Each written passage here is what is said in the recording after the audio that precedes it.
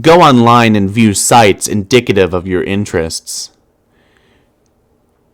You open the Hephaestus web browser and direct it to your ironically maintained blog where you post monthly satirical reviews of GameBro magazine. Your latest post is a review of the March issue. You've been meaning to write a review for the latest issue too, but you've been sort of dogging it. Something about the game they're reviewing just doesn't strike you as ripe for satirical purposes. In a new tab, you open another one of your sites, a webcomic ironically maintained through a satirical cipher vaguely similar to that of your blog. It's called Sweet Bro and Hella Jeff.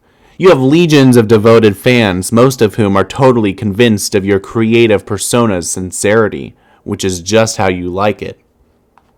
I'm going to give you guys a taste of this comic real quick in this next tab over here. Just get a quick gander at all this. This is classic meme fodder. Yes, sir. Okay, let's get back to it. Check the latest page of the Midnight Crew. You figure as long as you're chilling at your computer, you might as well see how that new MSPA story is going. You haven't looked at it in a while. Midnight Crew.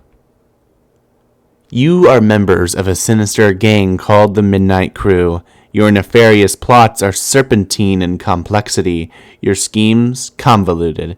You are planning a heist in your underground hideout. What will you do? Use Occam's razor on plans and schemes. Spade Slick uses Occam's razor to carve a circular hole into the heist plans, freeing it from the knife. You wonder what moron would jam the knife so hard into the table in the first place. Climb ladder and exit hideout.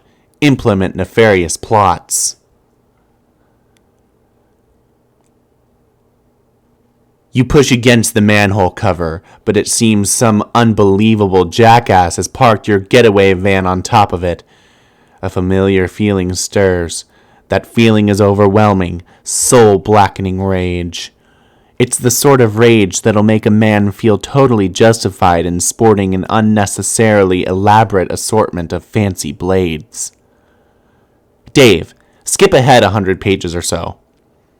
You don't remember where you last left off, so you jump way ahead. You always forget to save your places in the story. It looks like tempers have become short in this pressure cooker already. You speculate that the tipping point may have been an ill-advised motion for a game of 52 pickup. Save your place. Read it later. Even though the adventure began recently, it's already over 3,000 pages long. You don't have time for this bullshit. You'll catch up later. Besides, it looks like someone's pestering you. You're pretty sure you know who it is. Answer, chum. In some cultures, the persistent refusal of a lady's invitation to play a game with her would be a sign of wanton disrespect. Either that or flagrant homosexuality. What? Oh no. No, look. I'm busy, okay? I've got a lot of shit on my plate. I'm sort of a big deal, okay? I know. Sometimes I wonder how you are ever allowed to pay for meals in restaurants. It must be hard to keep a low profile when you're always overhearing awed voices whisper, "It's that guy who has a blog." Seriously, dudes be worshipping me left and right. I can't hardly walk down the street without stepping over torsos of the prostrate. Navigating the urban landscape, I'm sure, is difficult enough without an obstacle course of deferential flesh and skyward asses. Perhaps adapting the art of parkour to your unique environment would help. Yeah, I mean, damn. Like there's this scruffy little shit at my feet, an orphan or something, I don't know, face flush on the pavement. I'm like, dude, are you listening for a stampede of buffalo or something? He braves a look at me and then gives my shoe a little kiss and scurries the fuck off. Heavy as the crown. Yeah, not kicking Oliver Twist in the fucking face every day is my gift to the world, I guess. Breathtaking magnanimity. Among other things, I just give and fucking give. Indeed, nary a jewel tumbles from your wish box of daily exploits, which I imagine does not sparkle. Oh, for fuck's sake, you're just lobbying for me to play that dumb game. baseless accusation. Look, I'm telling you, Egbert is all about that game. He will play it with you and probably be tickled silly by it. I know this very well. I cannot hasten his mail's delivery, however. Yeah, I'll hassle him some more about it. And look, how about this? If you ever find yourself in the position where your life depends on me playing that piece of shit game, then I'll play. Will that make you happy? More than you know. It perfectly mollifies my grief over the demise of chivalry. John, what are you doing? Stop doing nothing. Meanwhile, in the present, in a place where the present may be a concept of dubious merit, John is spacing out. But a vague and forceful thought jolts him to attention. Or maybe it is that bumping sound coming from the other side of the door. What is that? A thick, unpleasant fluid pools from beneath the door. Troubling. Investigate this. There is a trail of this fluid in the hall leading to your room. Dave, play some hauntingly sick beats. You've had enough of the computer for a while. You feel like you've been messing around on it all week. It's time to get your jam on. You pull up your trusty Akai MPC 1000 sampler and prepare to get sick nasty.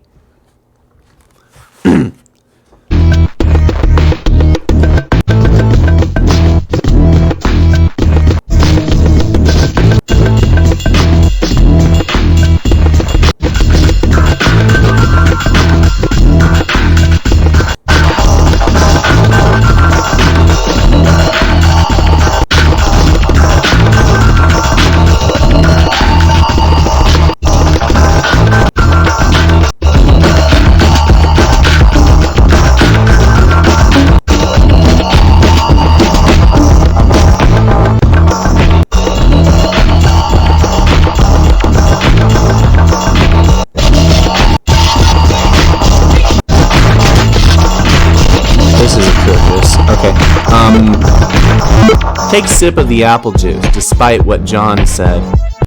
Those beets were so fresh, they belong in the produce aisle, is what you're talking about. Soccer moms be thumping that shit for ripeness like melons. Know what I'm saying?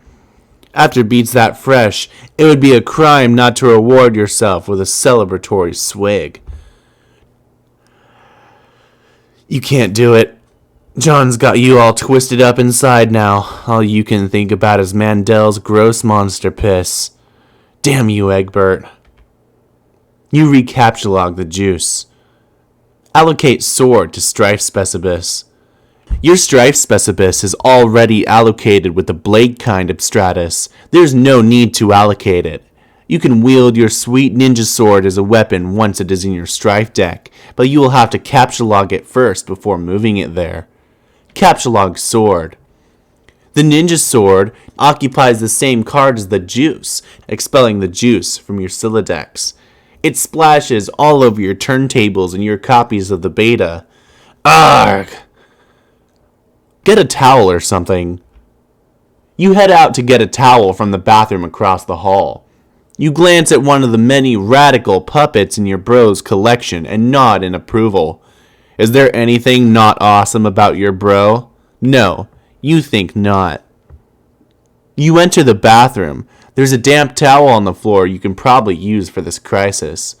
You stop to pay a little respect to one of your bro's boys up there. Hey, little man, how's it hanging? Captulog damp towel. You take the damp towel, expelling the box. Search the bathroom for something slightly less damp. Nah, you just decide to wring this towel out into the toilet to make it less damp. Now it is just a towel. Take towel. You take the towel and grab the box again while you're at it. Clean up the juice. You clean up the juice with the towel and hang the damp beta envelopes on your line to dry off. In the breeze of the fan, the betas jostle near the open window. This arrangement is a little disconcerting. If they fell out, it sure would be a stupid way to lose them. Turn off the fan. This crisis is easily averted. You can't imagine it will ever resurface later in any way, shape, or form. That beta is as good as yours forever. You should probably pester Eggbird again. You wonder if he found the beta yet. You also might chat about your respective sylodices and fetch modi if the topic happens to come up. You wonder if he's anywhere near as smooth with his sylodex as you are. Probably not. It's probably not even humanly possible. Suddenly, a rambunctious crow flies in the open window and snatches the beta, possibly to make a nest with, or maybe just for the sake of being a brainless, feathery asshole. You yell at the bird. You accidentally launch your ninja sword. Everything goes flying out the window, dead bird and all. No one can ever know about this. Lookout window. Yeah, you can kiss all that stuff goodbye. You feel sorry for the bird, but at least you never planned on using that beta, ever. Anyway, now that that bit of ugliness is behind you, you guess you can look forward to several more hours of messing around in your room. Whoa, wait, what? This seems like as good a stopping point as any.